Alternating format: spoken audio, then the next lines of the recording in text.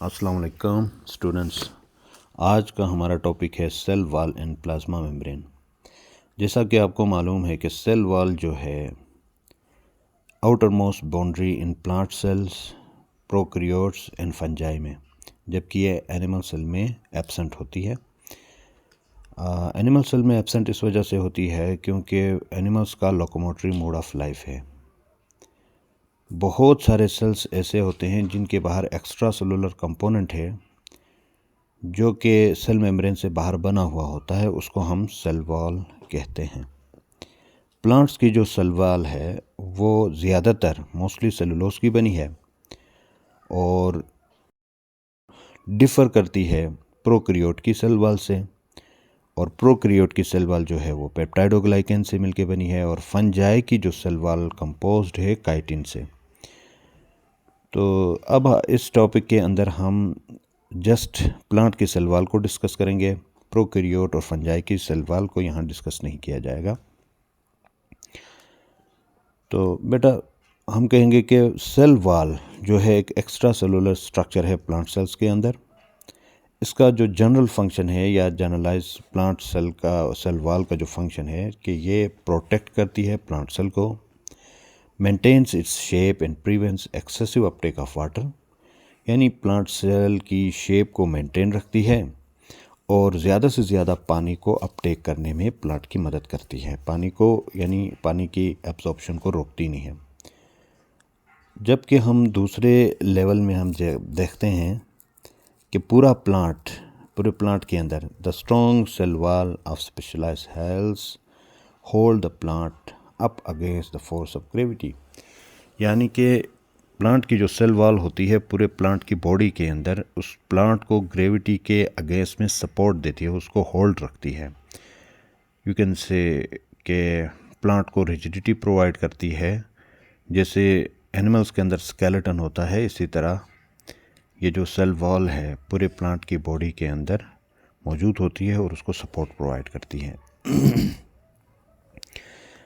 अच्छा जी, इसकी फॉर्मेशन कैसे होती है? जब हम सेल वॉल की फॉर्मेशन की बात करते हैं तो cell wall secreted by cells इसको सिक्रीट करते हैं।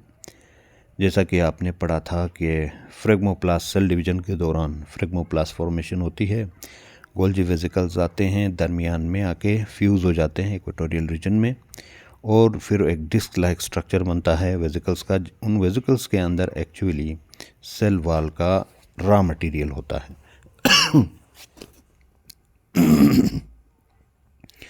अब ये जो रॉ मटेरियल है वो थैलियाँ गोल्जी वेसिकल्स लेके आती हैं, वहाँ पे उसको सिक्रीट करती हैं और वो मेम्ब्रेन फ्यूजन की वजह से ग्रो करती है और फ्रेगमोप्लास्ट बनती है, और फ्रेगमोप्लास्ट दोनों एंड से दोनों पोल्स में जाकर टच करती है और वेसिकल्स की जो मेम्ब्रेन है वो सेल मेम्ब्रेन में कन्वर्ट होती है, और उनके अंदर जो सेल वॉल का मटेरियल आया था वो डिपॉजिट होता है, और पहले प्राइमरी सेल वॉल में मिडल लेमिला बनती है, उसके बाद प्राइमरी सेल वॉल, फिर प्राइमरी सेल वॉल के अंदर सेकेंडरी सेल वॉल। उसको हम आगे इंशाल्लाह डिस्कस करेंगे। सेल वॉल जो है एज यू नो कि ये पोरस होती है, इसमें छोटे छोटे पोर्स होते हैं, और ये सेल वाटर के अंदर जो डिज़ोल्व मिनरल्स वगैरह होते हैं उनको अपने से पास होने देती है। और अब हम प्लांट सेल वॉल की अगर कंपोजिशन की बात करें तो ये 3 लेयर्स की बनी होती है, जिनको हम प्राइमरी सेल वॉल कहते हैं, सेकेंडरी सेल वॉल कहते हैं और middle lamella. Primary cell wall को अगर हम डिस्कस करें तो प्राइमरी सेल वॉल जो है एक ट्रू वॉल है और न्यूली ग्रोइंग सेल्स के अंदर बनती है सेल डिवीजन के दौरान,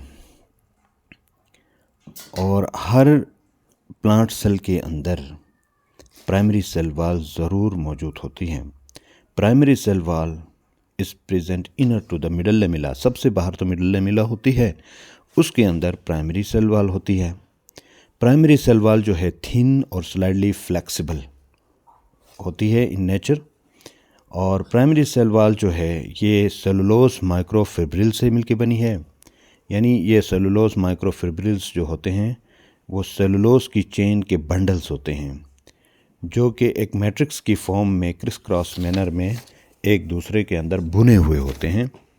polysaccharides like hemicellulose and pectin, इनके ऊपर ये क्रिस क्रॉस मैनर में भुने हुए होते हैं। माइक्रोफिब्रिल्स जो हैं वो क्रिस क्रॉस अरेंजमेंट उनकी होती है, यू कैन से इट। अच्छा, दिस फीचर, ये जो प्राइमरी सेल वॉल की अरेंजमेंट है, इसकी वजह से जो क्रिस क्रॉस मैनर में और हेमीसेलुलोज और पैक्टिन फाइबर्स के ऊपर सेलुलोज की फाइबर्स बुनी हुई होती हैं, जैसे कोई कपड़ा बुनता है, तो इसी तरह ये जो फीचर है इसको बहुत ज़्यादा ग्रेट स्ट्रेंथ यानी मजबूती उसको अता करता है। और primary cell wall adapted to growth है, मतलब ये फ्लेक्सिबल है।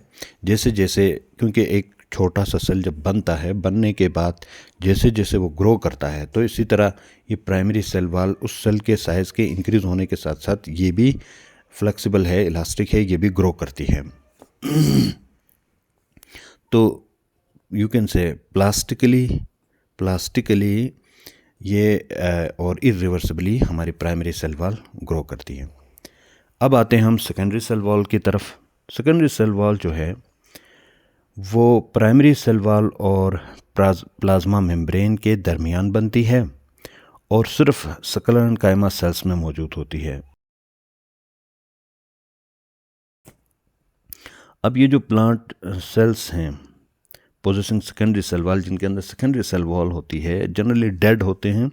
ये जब मैच्योर, ये सेकेंडरी सेल वॉल सिक्रीट भी उस वक्त होती है जब प्लांट सेल मैच्योर होता है, अपनी फुल साइज अटेन करता है, उसके बाद सेकेंडरी सेल वॉल सिक्रीट होती है और उसके बाद फिर प्लांट सेल मज़ीद ग्रो नहीं कर सकता, क्योंकि बहुत रिजिड होती है, ये इलास्टिक नहीं है, ये प्लास्टिक इसका नेचर नहीं है।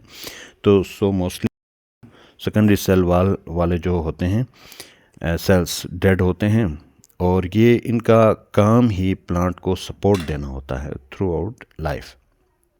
सेकेंडरी सेल वॉल डेवलप होती है only when the cell has reached its maximum size. जैसे अभी मैंने पहले बताया, जब इसकी ग्रोथ कंप्लीट होती है तब सेकेंडरी सेल वॉल सिक्रीट होती है, बहुत ज़्यादा थिक और रिजिड होती है और ये फर्दर सेल की ग्रोथ को अलाउ नहीं करती। सेकेंडरी सेल वॉल जो है, इसकी केमिकल कंपोजिशन की अगर हम बात करें तो ये सेलुलोज, हेमीसेलुलोज, लिग्निन, कुछ इनऑर्गेनिक साल्ट्स और वैक्सेस इसके साथ मुश्तमिल होते हैं। और सेलुलोज माइक्रोफिब्रिल्स जो हैं ये क्रिस क्रॉस मैनर में अरेंजमेंट है, जैसे प्राइमरी सेल वॉल में थे। और लिग्निन जो है एक ऐसा मटेरियल है जो सीमेंट का काम करता है। It cements and anchors cellulose microfibrils together and it is mainly responsible for rigidness. जैसे हम जब एक घर बनाते हैं, ईंटें बनाते हैं, उसके अंदर रेत और बजरी में जब सीमेंट डाला जाता है वो उनको आपस में टाइटली जोड़ देता है, उनको बिल्कुल सख्त बना देता है। बिल्कुल इसी तरह से लिग्निन जो है सेकेंडरी सेल वॉल को रिजिड बनाता है। सेकेंडरी सेल वॉल का जो डेफिनेट फंक्शन है to provide a definite shape and mechanical support to the cell. Cell को शेप यानी उस शक्ल सूरत अता करता है और फिर उसको मैकेनिकली सपोर्ट देता है ताकि सेल अपनी शेप को, अपनी हालत में मेंटेन रहे। थर्ड लेयर जो है, this is middle lamella. Middle lamella जो होती है दो एडजेसेंट सेलों की प्राइमरी वॉल्स के दरमियान मौजूद होती है और इसका काम उन दो नाइबरिंग सेल्स को होल्ड टुगेदर रखना है, यानी उनको दोनों को आपस में जोड़ के रखना है। इसकी केमिकल कंपोजिशन की अगर हम बात करें तो it is composed of sticky gel like magnesium and calcium salts and pectin। यानी जेल लाइक मैग्नीशियम और कैल्शियम साल्ट्स की एक जेली लाइक सब्सटेंस है और उसके अंदर पैक्टिन मौजूद है और ये चपकीली होती है, जिसकी वजह से दो एडजेसेंट सेल्स आपस में जुड़े रहते हैं। तो ये था गाइस हमारा आज का लेक्चर। प्लीज़ मेरे लेक्चर को लाइक कीजिए, चैनल को सब्सक्राइब कीजिए और ज़्यादा से ज़्यादा इन लेक्चरों को शेयर कीजिए ताकि बहुत ज़्यादा से ज़्यादा लोग इस्तेफ़ादा कर सकें। Thank you so much.